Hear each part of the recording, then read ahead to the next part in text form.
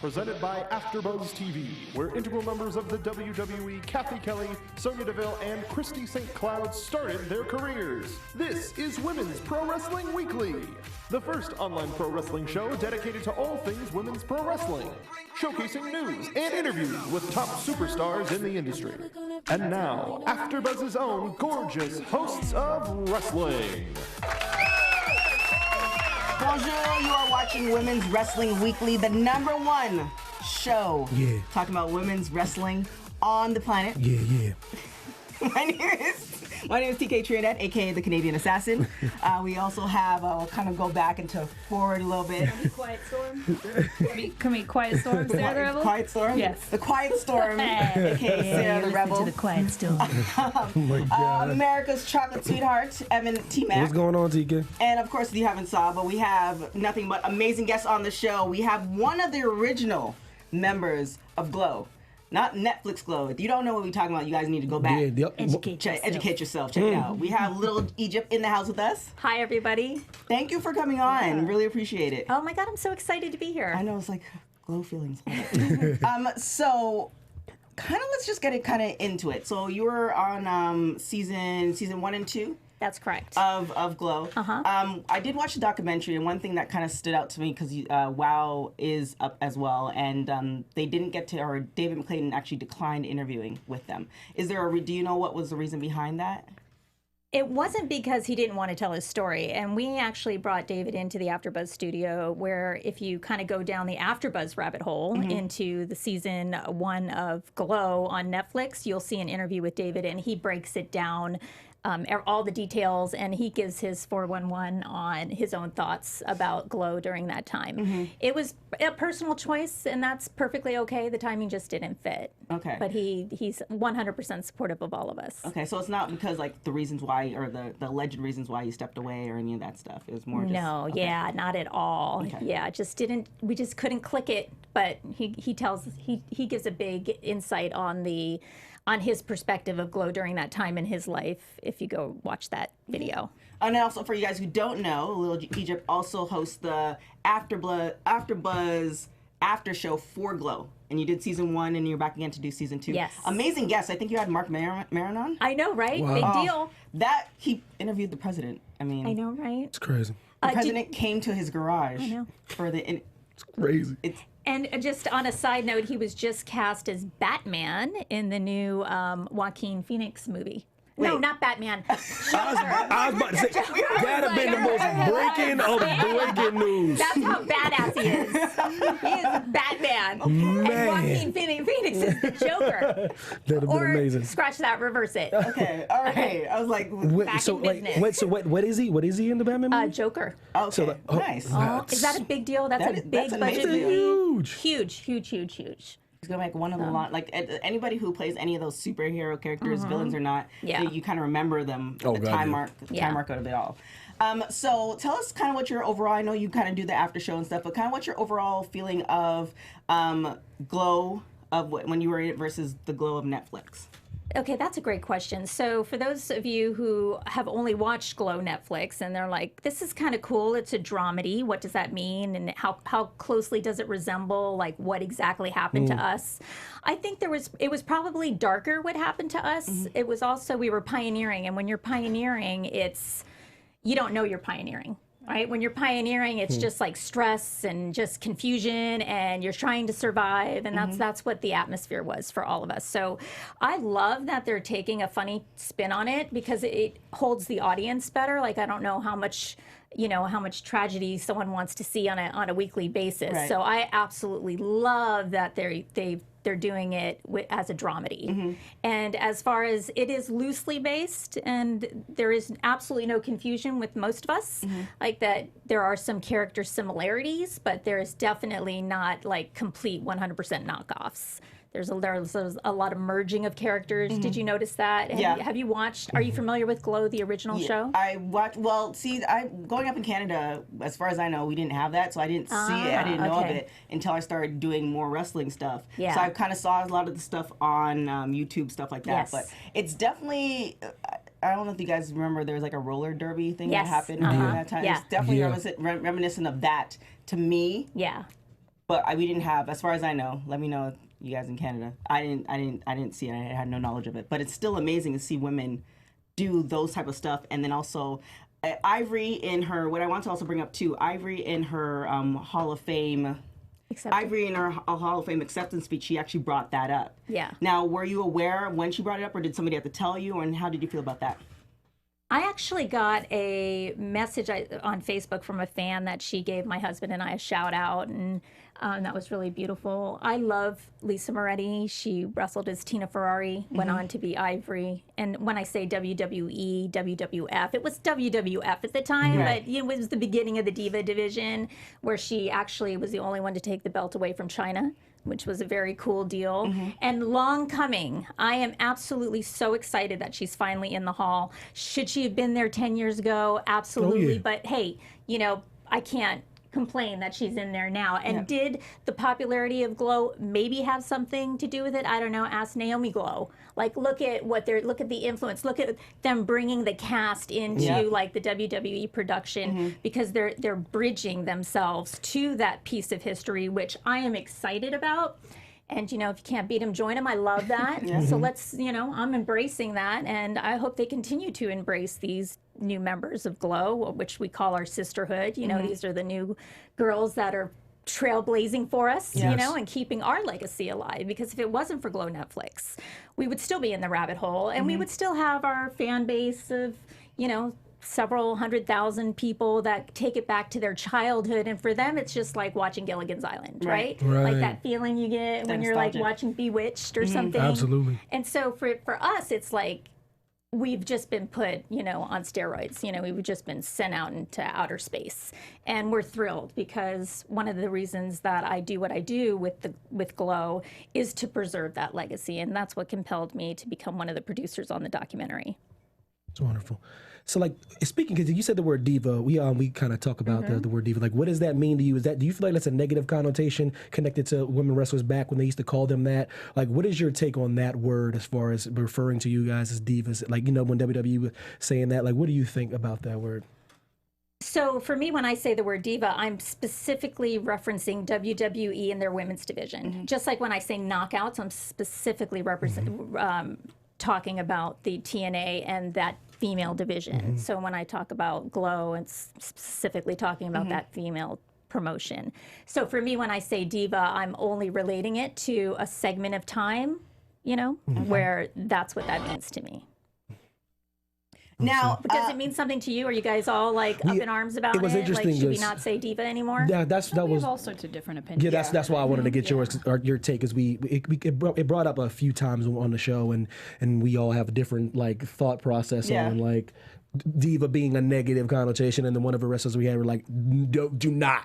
Call me a diva. What would they like to be called? What is the new thing? I think it's just women's wrestler. Wrestler. But that's the same thing you could say with like knockout. Knockout could be considered, you know, something, you know. And I think it's just to each his own. And if the women in that organization decide that's on a whole, that's what they don't want to be called, then I mean they're there. It's absolutely, and I'll respect that. 100%. I'll respect that. I do have a lot of friends that wrestled during that time for WWE, and we just kind of use that word back and forth as if it were just like we're referencing a period of time, and that's what that period of time represented in wrestling history. Now, you said you were a producer for the documentary, for the Netflix, because from what I heard, I believe when Kia Stevens was kind of casted for Netflix, they didn't know she was a wrestler.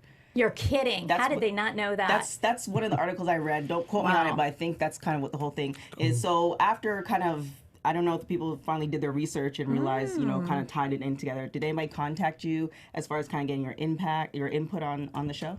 No, absolutely no contact whatsoever. Babe Ursula Hayden, she played Babe the Farmer's Daughter, has the rights to the trademark of Glow. Oh, wow. So she was on set every day. She was still on set during season 2.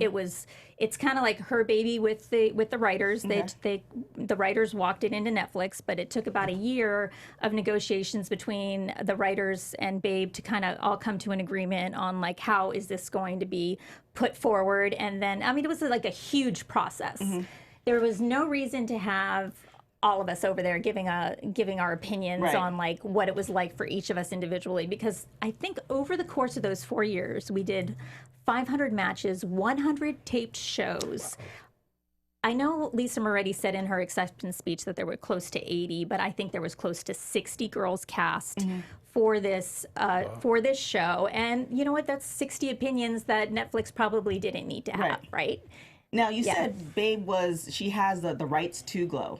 To the trademark. To the trademark Glow. So I think according to the documentary, she was dating David at the time? Rickless. Okay. Yeah. So now, why didn't, or I don't know if you can answer this. So she has the rights to it. So why didn't David McClain get the rights to it? So it's just kind of whoever came to it first? Or? So David left in season 2, and actually the end of season 2. I came in at the end of season 1, stayed through all of season 2 before I got hurt, and we just all had this real big family connection.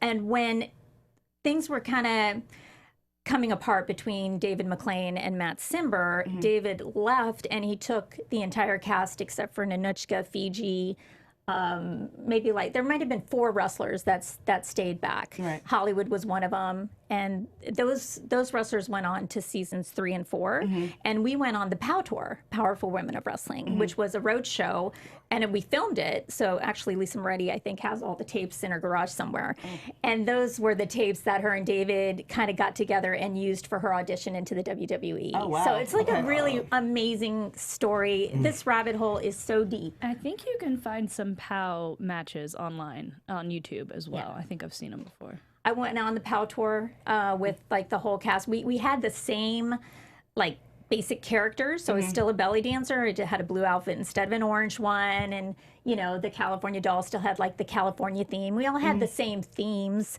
and we went on the POW Tour. It was all filmed, but never really could sell it. Never really did what Glow could do, which was so interesting when you look at this product. Right, this product was a variety show. With a wrestling theme, right? And it was 1 hour. We held an audience for an hour. And if we weren't good at what we did, if we didn't, if we couldn't keep an audience, then we wouldn't have lasted 4 seasons. Absolutely. And at the end of the 4th season, it didn't stop because we couldn't continue the viewership. It was just Matt was tired. And things were everyone was just at the point of exhaustion. There was a lot of matches, and it was just time to let that go. We had, at that point, over 6 million viewers watching our show a week. And this was back in the 80s. That's a lot of viewership. Oh, absolutely. What people don't know is that after Glow ended in season 4, we went into global syndication. So we were in third world countries. They sold seasons 1 and 2 into global syndication, which is why there are some girls that have huge fan followings, and that's because they were seen in a broader market. Right. So and that was for 10 years, wasn't it? 10 years. Thank you for doing your research. Look at you, TK. This is what we do. She always does. Yeah, good for you. So so essentially now you have WoW also in the mix too. Have you been able to? Have you been on set with there? Yes. Can I don't know. Can I announce anything? No. Okay. All right. So No. That means nothing. That means nothing. So have you kind of been on the set there? Have you spoken to any of the girls there? Oh my gosh, yeah, and I love those girls. I've been, I think, to 2 tapings, and David's always so gracious. He always has a seat for me up front, and it's really, really fun. I love the new girls. A lot of them I see at the Cauliflower Alley Club reunion, which is it's a wrestling reunion that happens once a year in Vegas. And so this is how I got to know the talent that's working today, like Santana and some of the other girls. Again, I think this year. Yeah, she's amazing. What a talent. So, and she just took the female. Yeah, the Cauliflower Women's Wrestler Award. Yes. Which was a big deal, and David was there for that. So, yes, I am very much involved in supporting that promotion, 100%. David's a very good friend of mine. I love that man so dearly. He's just so good for the industry. He's so good for women. I don't think he gets the respect he deserves for the work that he's put into this, but he doesn't look for respect either. He's the last thing he wants to do is have anyone call attention to him when what he wants to do is call attention to the women. Right. Wow. And he's very gracious. But it's also great on your part for, bringing Glow, the documentary, and kind of holding legacy up, because if nobody were able to do that, there's going to be a whole generation of people that just think it's just Netflix Glow. Yeah. Without question. Yeah, that's well said. History is important. That's well said, because that's to me the best part about the show is calling attention to the history of Glow, and that's a hell of a point. Because I was thinking about that, because things get lost in the shuffle. Yeah. You know, people were talking to me, Evan, you see Glow? I go, yeah, that's based on, like, there's like a real Glow, right? So I'm like, what, really? So that kind of gives a person that perspective to go look up this thing and get that, and just get that context and enjoy the show even more. I'm so, and that's what we want, and that's what the cast today of Glow Netflix wants everyone to go down that Glow rabbit hole. The documentary, I started it with just Brett Whitcomb. He was the director, and Brad Thomason, who was the producer. They were these two guys from Houston, Texas, working at a college, right? And they had just done a couple other documentaries, and they were thinking, what could we do a documentary on that would be kind of cool? Something that people haven't thought about in a long time. They just went scrolling through YouTube, and then somehow Glow came up, and they remembered watching Glow, and they're like, oh, it would be so cool. So they got a hold of Babe and worked out the details, and they started to put together the very first interview, which I was at. And when I got there were 6 girls. And I came because I heard Matilda the Hun was going to be there, and I haven't seen her in forever. I wrestled her like crazy, because a little girl with a big girl looks really good on camera. And then I heard Hollywood was going to be there. I was like, oh my God, I can't, it's just Hollywood and Matilda, it's worth it. So I drove from Vegas to Los Angeles to give my interview with Brad and Brett. I watched Matilda come out of her van in a wheelchair, and my heart broke. And then I'm sitting there, and I'm told that Fiji was in a nursing home. And I was like, this giant, who I wouldn't be a wrestler if it wasn't for this woman. Wow. And my heart, I mean, just the tears would just stream out of my face, and that's what in the documentary, all I do is cry in that documentary. But I couldn't help it, because I had a great life after Glow. Yeah. And I thought that everyone had a great life after Glow. And then I told the producer, Brad, I was like, how many other interviews do you have? And he was like, well, this is all we have. And I thought, wait a minute, you're about ready to preserve our legacy for forever. And we need to have this story told by more than 6 people. Yeah. I said, can you give me time? Let me go find these girls. Wow. And if they wanted to, if they were just looking for a payday, they could have had this documentary in the can in 6 months, because they had enough footage from Babe, and they got a few interviews. They could have sent it out, got their DVD sales, but they were looking for an authentic, organic story too. They worked with me for 2.5 years. I found 40 out of the 60 girls. In the reunion shot, when you saw them, those girls came because, like, I was a realtor at the time, and I had access to tax rolls, I had access to names, and I was using that as my leverage to get into these families. And I knew, because I was a wrestler, they weren't going to think that it was some creepy fan trying to find them. This is Little Egypt, and I'm looking for California Doll, and I can't remember her name. I think, but I remember you knew her, and then one girl led to another girl. Like, I found from Americana, I found Royal Hawaiian. From California Doll, I found Amy the Farmer's Daughter. Like, one person led to another. And then the girls that you saw at that reunion scene, a lot of them want nothing to do with, like, having an online presence for social media reasons.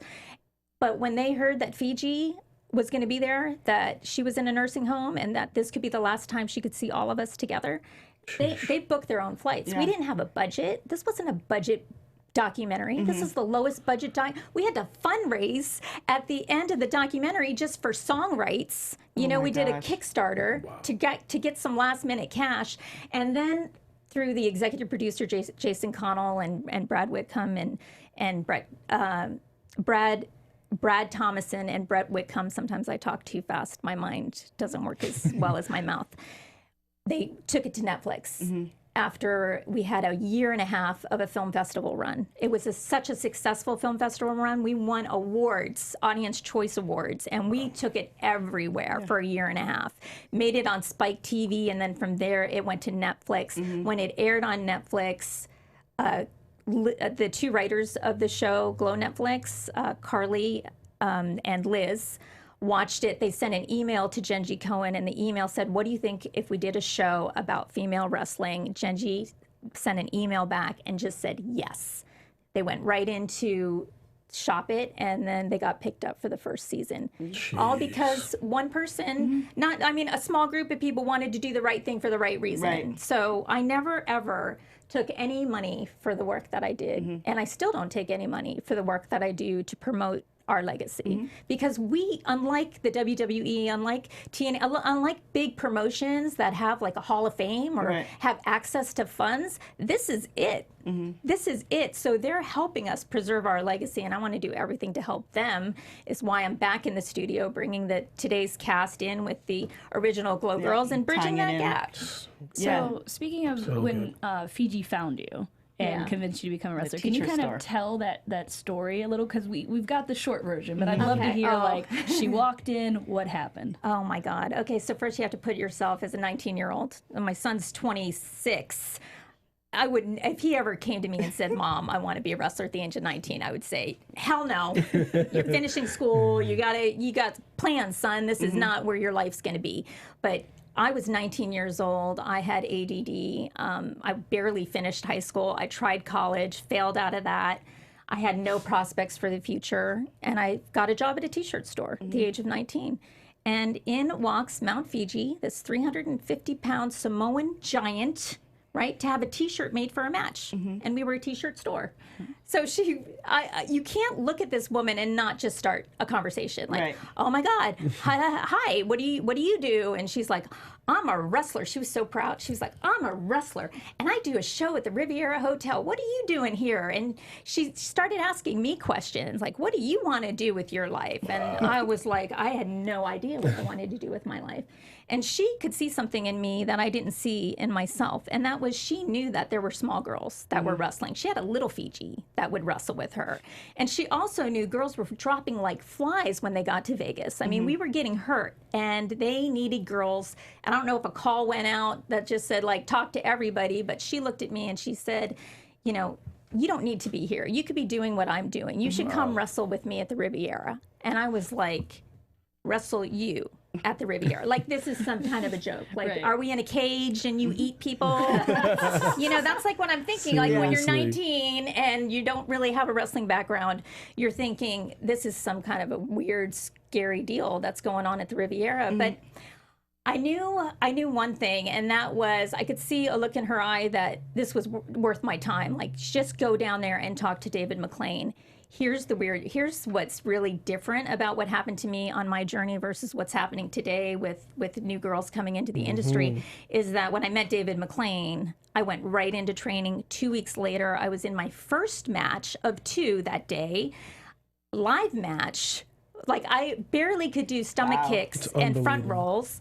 And Entertainment Tonight was there filming. And just as I told my dad, hey, Dad, who was living in Jersey, hey, Dad, I'm going to be a wrestler, he got to see it on TV that night. Yeah, is that crazy? When I read you only had 2 weeks of training, I just was like, why do you learn what? Basically, thank God it was Chainsaw and Spike and the Housewives that day, because really it was just screaming and running around in a circle and, you know, a couple stomps and, you know, that was it. But what I love about what I was able to have in my catalog is a transition of a very new wrestler into a wrestler by the end of season 2, where I was doing standing drop kicks and taking really good bumps and feeling really confident in my wrestling. So you can see an evolution there. Now, in today's world, for those of you who aren't wrestling, or maybe you're thinking about getting into wrestling, there are schools that you go to, and there are, like Santino Bros. Right, like Santino. I love them. Put them over, brother. Yeah, I love them. And there's farm teams, and then there's developmental leagues that you go into if you're getting picked up. I mean, you just walk onto television. Unbelievable. And it was like 2 weeks. So you guys, if you learn anything from that, it's be brave. Just be brave. Say yes. And because you also come from a military background. So, I mean, I think that also kind of sets you up for... Yeah, you know how to follow directions. Yeah. Pretty well. Oh, my God. It was one of the reasons I survived the wrath of Matt, was because, first of all, Italian, Turkish, right? I lived in a household where screaming was just a form of communication. Yep. I mean, it wasn't...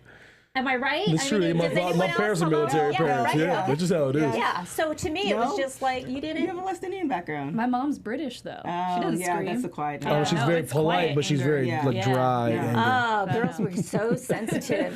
Because Tina Ferrari, Lisa Moretti, she's Italian too. It was just like, you can just, you knew who grew up in families where this is just a form of communication, and then families were like, you were hitting buttons, and they married everything that was being said to them. And I knew, like, if you just don't talk back, right? If you can just, let's just get through the meeting and then get the hell out of here, and we're going to get paid.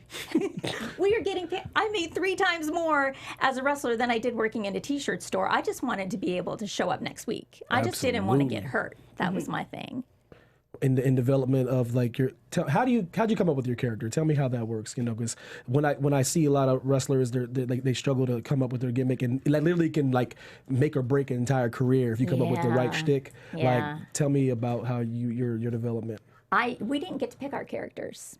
We were assigned our characters, so they knew before I even showed up. They had an idea of, wouldn't it be cool if we had some girl belly dancing her way into the ring, and you know, they had this idea that she was going to be called Little Egypt, who was really a famous wrestler back in the not a wrestler, famous belly dancer back in the 1800s, right? So she's synonymous with belly dancing. And then our writer, Steve Blantz, saw me in training, and then went to Matt Simber and said, I found our Little Egypt. And then they just basically said, hey, do you know how to belly dance? Which I really didn't. I said yes. And they said, hey, we got your character. It's going to be a belly dancing little girl, and you're going to come in and you're going to seduce the men in the audience. I'm like, seduce? I'm 19. Nice. Like, I'm not seducing anybody. I mean, it's crazy. But that was my character, and I developed her, and she became part of who I was. That's why I painted the Nazar on my arm, because I'm half Turkish, half Italian, and I wanted to like reference my heritage. So I put a Turkish Nazar on my arm. Keeping with that theme, even now wrestlers are kind of like given like a direction as far as characters go. Like, what can you say to them when, as far as like having the confidence in that promotion, or as opposed to like kind of like meeting with them with resistance? Because like, should they just go with their character that they're assigned, or do you feel like it's okay to try to develop your own? I think originally, if you're given something, you can make it your own. Right? Like, let's say you're given a heel character, and it's really not something you're like. You're feeling confident with, then start dripping something else through that character, and most of the time no one catches it anyway, so you just learn to develop it. Like what they envisioned for Little Egypt was not what they got. What they got was my interpretation of Little Egypt as best as I could. Like most of the good girls my size were just there to like just get slammed, and I like did not want that, so I put up more resistance, right? So my job is enhancement talent, or whatever you want to call it, was to go down swinging. Like, I wasn't going to just take it like little Fiji did, right? Like, no way, no, I'm not just taking it like that. We're going to fight it out. Now, there was an announcement that WWE is going to have their very first women's pay-per-view. Now, I believe you did tweet about it when the announcement did happen. Yeah. What was your emotions and feelings, and was there like a tie-in of like the work that was put in those 4 years is now, you know, something that WWE's kind of come to realize the importance of women's wrestling? I think I love that they're seeing women as viable.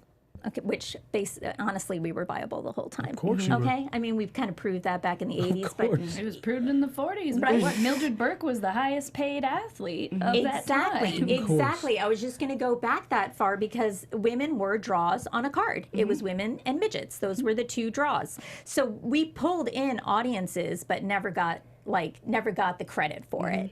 Now, Glow came out, and for 4 years, it didn't mean anything that women were viable.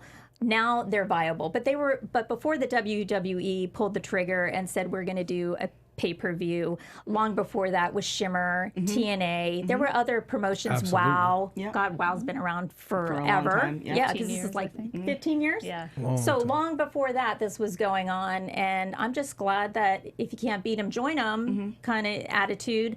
That's great, because they're a big influence in our industry. So when they jumped on board, they basically put their seal of approval on women in wrestling.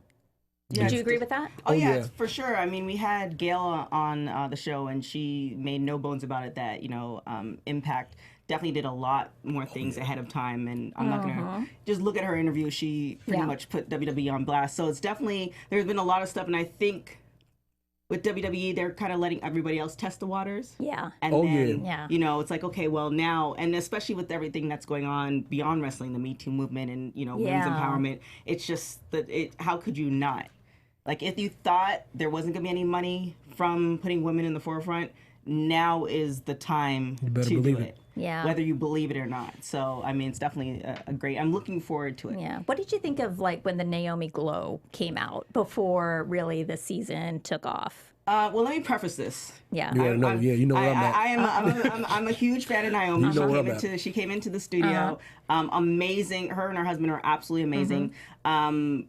Follow her religiously. Well, I follow The Rock more, but you know, I love you, Naomi. But and I mean nothing against her as a person. I'm talking about WWE using a segue into tying in Glow with Glow. Yeah, well, from what I got from how she started it from Total Divas, is that she was just looking for something different.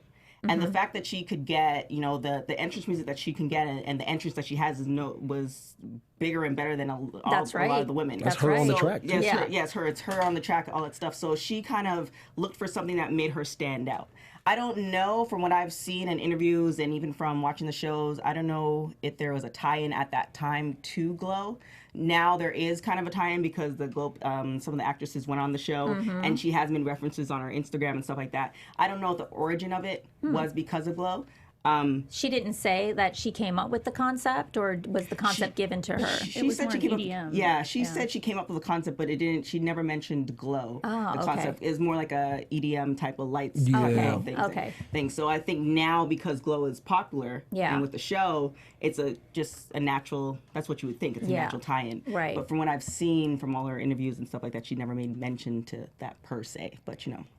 I like it. I mean, I like that. Like, they're trying to build a bridge into what we were doing back in the '80s. So keep going. Like, don't stop. I'm not saying I don't like it. I'm just interested that tied in right at that point. And now you have made mention too, as far as the women on different promotions, kind of almost start at one point we're looking the same. And what I am noticing is that you're seeing women of different sizes, not necessarily as diverse as Glow. Right. I think they're getting there. I hope they're getting there. I'm seeing definitely on the indie circuit, we're seeing women of different sizes, shapes, colors, all that stuff. So what are you thinking as far as that? Do you think that it's eventually going to get to a point where you're going to see, Well, I think they had a shot with Karma, right? I was like, what? That's the deal. Let's get more of that. I was doing the AfterBuzz SmackDown, and then I was, during the AfterBuzz SmackDown was when Karma was kind of big in the WWE at that time.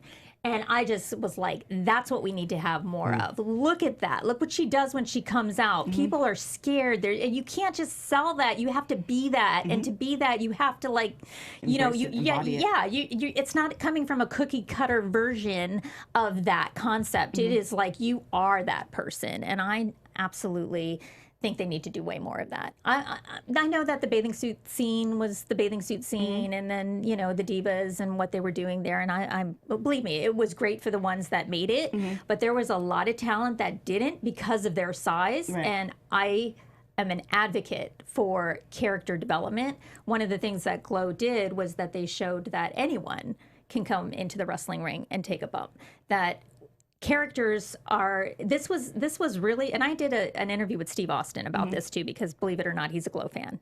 You can actually, he seems awesome. He's a student of the game, I'm sure. Oh my gosh, you can actually go to YouTube and he sings the Glow rap with me. Okay, well, so doing that when the show ends. So look at that. It was the best thing ever. He starts spitting out the Glow. I'm like, what? Oh my God, this is great. So why I'm saying that is because people that are in the know about character development refer to Glow and the work that we did as the perfect example of, if you're going to build a character, you've got to start with being all in with that character. And you can't you can't be mean one day, good girl. You've just got to do it and own it and live it. And that's why when I'm in the wrestling industry, or when I'm talking to people who've ever done wrestling or advocates of wrestling, call me Little Egypt. I'm still Little Egypt, even though I'm not in the ring anymore. I am still that character till I die, and that's the way we feel about our characters. That's what WWE actually tries to prevent. Like, if you go to their performance center, they do not want you to already have a character. They don't want you to show up in your gear. They want you to give a promo in normal clothes. They tend to prefer athletes. So, like, they literally start from a palette wipe. Like, they want to just fill you with a character, which is the exact opposite of what you're saying. Yeah, and it's like movies, like wrestling, everything, like people care about characters. Yeah. Before the wrestling, it's awesome when you can wrestle, let's be honest. Like, you have to get in the ring and perform, but your character, when you care about the character, you almost don't even give a damn what they do in the ring. You're like, this person's awesome. Yeah. And I think we're getting away from that, and like especially WWE, which I love, but they're getting away from amazing characters. You know what I mean? And the ones that are over, they have a shtick, especially with the women. Yeah. They write you guys still terribly. As even a lot of promotions do. Like, you're angry and you guys are doing like you're mad at each other, and then you know what I mean? Just like throwing a pillow fight. And I'm like, have you met women? Like, seriously, like there's so much, and and I think that gets lost in the shuffle. That's why I think it took so long for people to latch on to this women's evolution thing, because they're not, there's no women characters. There's not a storyline for That's women. a good point. And when you get one, you're like, oh, okay, damn, okay, this is a thing. This is, And they're building it, and they're patient with it, and it's taking time, and it's growing. You're like, oh, okay, I give a shit about this. Yeah. One of the things that worked for Glow, we had an hour to develop that behind the scenes understanding of that personality before they even entered the ring. That's what Nanuchka with her phone calls to Vladimir, California Doll with her doot. You knew that she was stupid when she got in the ring, right? Because that promo helped her do that. Yeah. When Tina was, when Amy was writing letters to home, the way she wrote her letters, you knew that she was a farm girl. So that's missing. And it's obviously they don't have the same luxury of time that we had at that moment when we were wrestling in the 80s. So maybe that's a big component. But I think more of that to help promote the character. Remember Piper's Pit? Do you remember back in the 80s? Like they were doing it. It was going on. We just need more of that. So do you think it's because it's a combination of the PC culture? Because, I mean, a lot of the stuff, Glow, WW, a lot of the stuff in the 80s and early 90s, you look back at it, and you understand, for those who don't get angry at everything, for the folks who watch it, it's like this was the time, right? Yeah. And now it's just like people are getting offended by everything.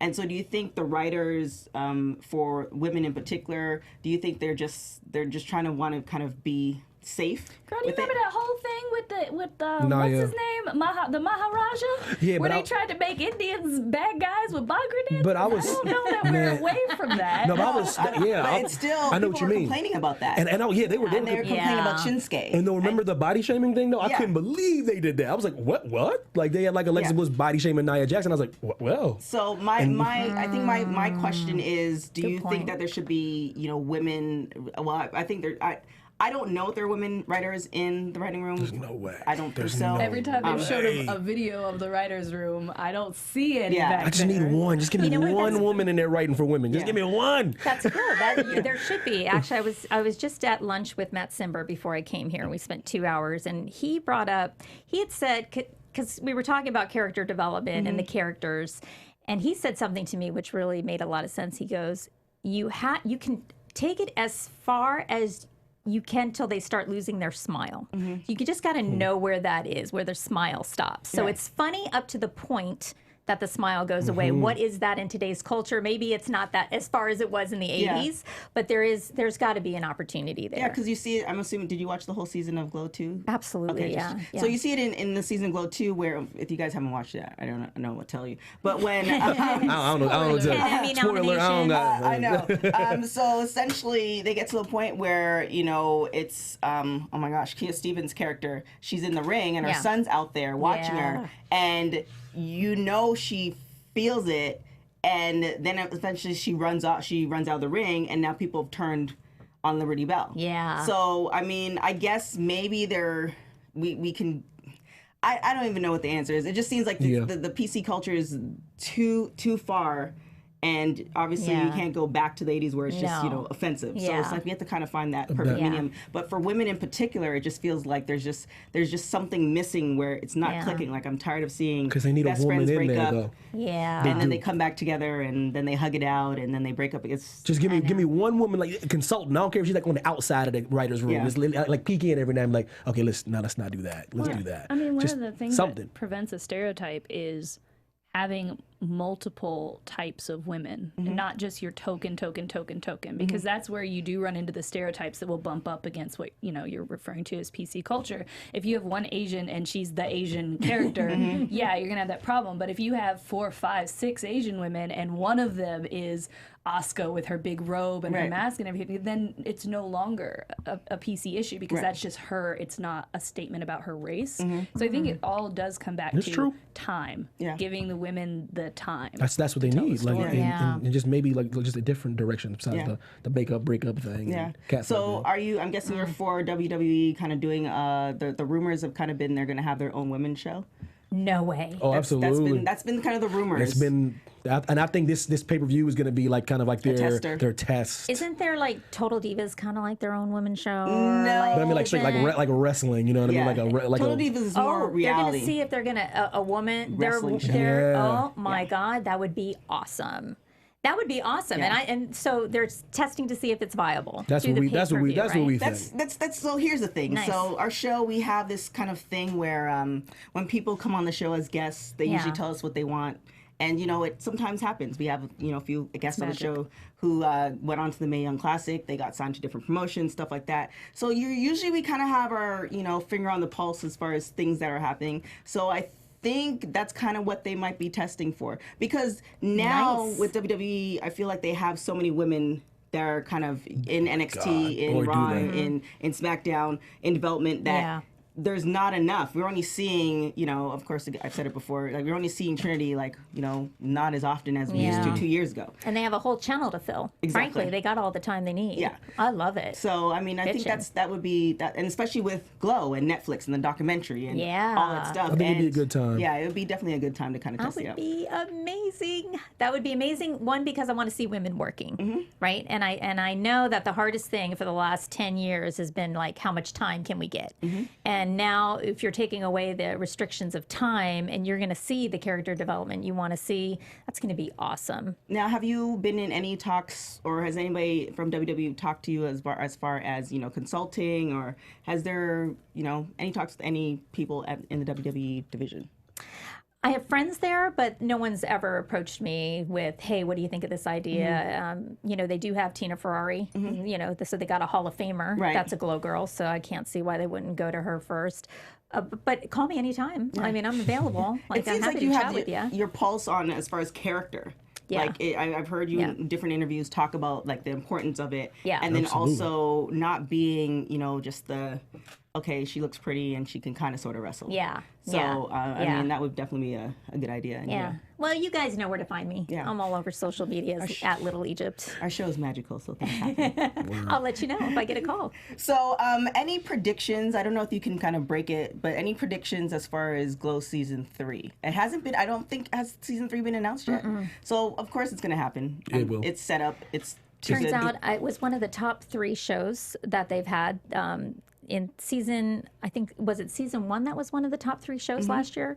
And then obviously I don't know why you would get 10 Emmy nods without some type of that's like holds a lot of weight. Yeah, it does, right?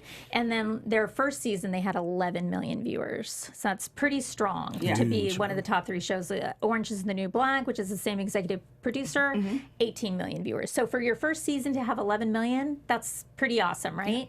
I love it. I think predictions for season 3, you obviously know they're going to Vegas.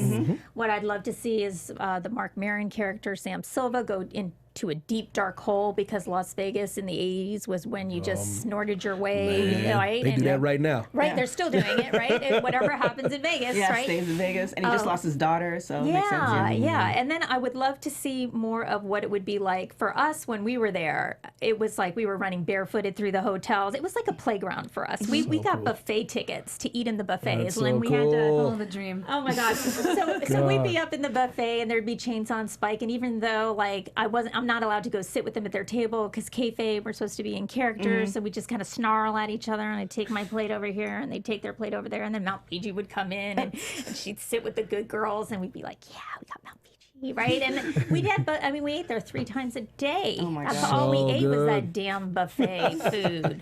Awesome. Crazy. Now, if you can like just strip away everything, you didn't get injured, any of that stuff, are there top 5 people of yesterday and today? Who would you want to wrestle? Who do you want to be in a match with? That's a great question. Yes, it is. Male or female? Yeah. Man. Oh, male or female? Male or female?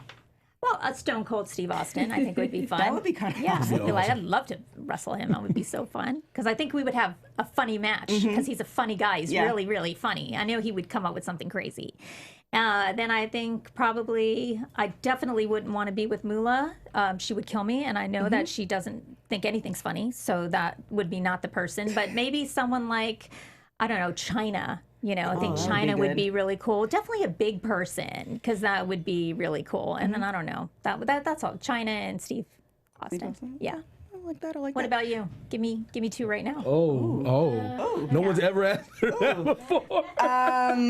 Well, for you guys who do, obviously The Rock for obvious reasons. Bobby Are Lashley. we wrestling him? Bobby Lashley. Yeah, Bobby Lashley. We'll throw that in. He's pinning her, and she's just like touching his back. Why aren't you kicking out, TK? He's like, I don't want to kick out. Natalia. I definitely have like a Canadian on Canadian kind of thing. Trish, what about Trish? No Trish?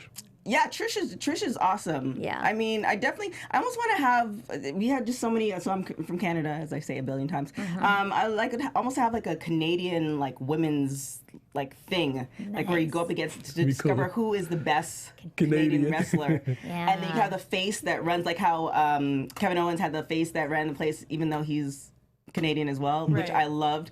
Like I have that where it's like they have all the Canadian wrestlers wrestle each other, and then they take the notch, and then they're the American face that runs the place, even though it was just a bunch of Canadians wrestling each other. And they have a whole bunch of Canadians on the roster too. There's just so many. But we have a little segment where it is like a, what did we call it last time? I forgot the name of it. Hot tag. Hot tag. Yes. Thank you. Where we're going to ask you a bunch of questions. Well, not a bunch, just a few questions. First thought. Rapid fire. Relax. You're going to say whatever comes to your mind. Okay, go. All right. So always early or always late? Early. Last person you text? Matt Simber. What is the one thing that you really love about yourself? Driven. Celebrity you want to meet? I just went blank. I was going to say Jesus. I mean, Does he count? That's like the number one celebrity right there. Is he a celebrity? I would say so. Jesus. Last show you binge watched? Oh my God, I'm binge watching it right. Well, the last show I officially binge watched was Outlander, and I'm currently watching Games of Thrones. Okay. Guilty pleasure? Cheesecake. If you were a crayon, what color would you be? Pink. And if you were on death row, what would be your last meal? Riviera buffet. The buffet, yeah, seriously. All right, the Riviera buffet. As long as I can stay there during an unlimited period of time, because that would be my exit strategy. Okay, all right. What are we going to do? She won't leave the buffet. I'm just here eating. Mr. I want to call you Chocolate City. Yo, that's my joint right there. That's one of my favorite tracks right there. Are you serious? Yeah, Roger Troutman. All right, you have a little something for us. I need that. yeah, it's the call to action. You know what I'm talking about, TK. Hey, AfterBuzzers. Our network produces after shows for nearly all your favorite TV shows, from dramas, reality TV, sci-fi, and more. There's no network that works harder to serve television fans. They glare like hit the words. But we need your help. We're asking that you please subscribe to one or more of our YouTube channels. By subscribing to our channel, YouTube will suggest content that's tailor-made for you and help AfterBuzz continue to grow. And if you're worried about those pesky notifications, don't be, because they're optional. So hit that subscribe button now for the channel, and check out our AfterBuzz YouTube channels as well. Let us know you did in the comments, and we'll thank you on air, like my man Johan Pena and Bosa and Star Drew, the whole lot. for now, thanks for being the best fans and for helping us be the ESPN of TV talk. And what are we without that star of the week? We're nothing without it, to be honest with you. We're nothing. It's true. Star of the week. Our women's wrestling star of the week is Xia Brookside, a participant just announced for the 2018 Mae Young Classic. The 19-year-old is the daughter of Robbie Brookside, a British pro wrestling legend who currently works as a trainer at NXT. Xia first debuted in 2014 as a valet, making her in-ring debut a year later at All-Star Pro Wrestling in a tag team match, putting her against El Ligero and Kelley Ray. So Kelley Ray is another one of my favorite wrestlers. We're going to talk about her more eventually. And Sammy D. Now, if my math is right, that means I think she was 16 when she debuted, which I feel like would be illegal in America, but whatever. I'm also 90% sure she is the youngest Mae Young Classic participant, although she has more experience than other participants who are older than her. So So since her debut, she's wrestled women such as Jinny, Mary Apache, Toni Storm in places like Stardom Japan, Rise, and Scotland's ICW. Wow. She also, the first time I saw her, was wrestling Joey Ryan at Bar Wrestling out here in California. She already has held 2 championships, and I think she's headed for more greatness. Our recommended match is Zaya Brookside versus Rachel Ellering, which you can find on YouTube. The match really shows off both women as the technical grappling wrestlers that they are. Awesome sauce. So our poll of the week is, who do you think will win in an all-out match? So you have Glow of Old, Glow of New, or WoW. So you guys vote on our Instagram, Twitter, all that good stuff. That's a hell of a poll question right there. That's the best poll question of the show right there. That's a good one. Wow. Thank you. To end the show. That's a good one. Thank you so much, Little Egypt. Thank you, Little Egypt. So much fun. Thanks for giving me a platform. Oh no, I mean we definitely appreciate you coming on the show. And like I said, we are a magical show, so we'll see what's gonna happen. Come to your life. Now, where can people find you? Sure. Okay. All social media at Little Egypt. And then you can always explore my website at angelinaaltician.com. And then care to wear a Glow t-shirt, you can go to Pro Wrestling Tees /Little Egypt. And I believe on your Facebook page too, or your fan Facebook page, they have everything like different interviews from Glow. Oh my gosh. Yeah. I'm kind of using my Facebook page as a library of all sorts of. So if you really want to go down that Glow rabbit hole, if you've seen the documentary, you still want more Glow, go find me on Facebook at Glow Little Egypt, and then just start exploring the albums. You'll have so much fun. And then Miss Sarah the Rebel, where can they find you? You can find me everywhere at Sarah the Rebel. Evan, don't you do it. I'll smack you from across the table. Sarah the Rebel. Sarah's an H, as God in the Bible intended. You can find me also on Ko-Fi, ko-fi.com/Sarah the Rebel, where you can donate money to me to buy a coffee. Oh, yeah, I have that too. I think it's TK Trinidad. Such a copycat. We can just ask people for money. Isn't that crazy? I know. I you can literally buy somebody a coffee, or they can just keep the money. Yeah. I want them to keep the money. Yeah, you just... I can tell you, now they know. Yeah, that's awesome. Yeah. I mean, nobody's bought me coffee yet, but just, it's there. It's somewhere there. I've gotten some tea. Thank you, everyone. Where can they find you, America's chocolate sweetheart? Yes, Evan T. Mack, Twitter and Instagram. I'll let your boy. All right, short and sweet. So don't forget to subscribe, AfterBuzz, TV Wrestling and Sports. Also follow us on Twitter, WPW Weekly, on Instagram, Women's Wrestling Weekly. Also iTunes, 5 stars. Don't give us anything less. I have been reading the comments on our YouTube page. Amazing. Everybody really loved that Chris Wolf interview. We did. So, well, yeah, So other than that, I talked to her at bar. She says, "Let's do it again sometime." She's so awesome. we should definitely have her back. Well, I season 2. like I said, season 2 is going to be amazing. We have some things kind of coming down the pipes. I almost want to fast forward to the end of season 2 because we have She can't tell you. Stuff. It's going to be stuff. This person's not Canadian, so just, but we'll work on it. Other than that, you can find me on everything at TK Trinidad. This is the end of season 2. We might have a little bonus episode where you guys get to ask the host questions, and that will be live. So you can, write in, type in, you can send pictures. So we'll give you all those details on our social media and all that good stuff. Other than that, we will see you guys next week. Ciao. From executive producers Kevin Undergaro, Maria Menounos, Phil Svitek, producer TK Trinidad, and me, Mark Donica, your voice of AfterBuzz TV Wrestling, we ask you to rate and comment on iTunes, subscribe to AfterBuzz Wrestling on YouTube, and find us on all social media. Thank you for watching Women's Pro Wrestling Weekly. See you next week.